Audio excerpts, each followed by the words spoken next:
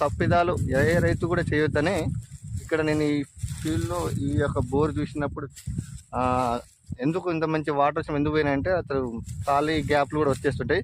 So ఎవరైనా ఇంకోసారి అలాంటి మిస్టేక్ చేయకుండా మనకు వాటర్ సోర్స్ ల్యాండ్ బట్టి వాటర్ వచ్చిన దాన్ని బట్టి అక్కడికి ఒకటేసారి వస్తాయి. గ్రానైట్లో అక్విఫర్ జోన్ ఒకటేసారి వచ్చేసి ఫ్రాక్చర్ జోన్ ఇంత బోర్డర్స్ వచ్చాయంటే దాని తర్వాత 2 రట్లు వేయాలి, ఆపేసుకుంటే బెటర్. ఎందుకంటే నీకు రేపు ఫ్యూచర్లో ఇంకా లోతు పోవడానికి ఛాన్సెస్ ఉంది, కానీ మీరు లోతు పోయిన తర్వాత ఖాళీ గ్యాప్ని పూర్తి చేయడానికి ఛాన్స్ లేదు. ఎందుకంటే దాంట్లో కొంతమంది ఆ కేసింగ్ పైపుల్ని ఏమేస్తారు, సిమెంట్ ఉసుక కలిపి ఆ లోతు వేసి ఆకలైనా కూడిపోతారు. అలాంటి ఏం కుదరదు, ఎందుకంటే వాటర్ అదంతా వెళ్ళిపోతుంటుంది.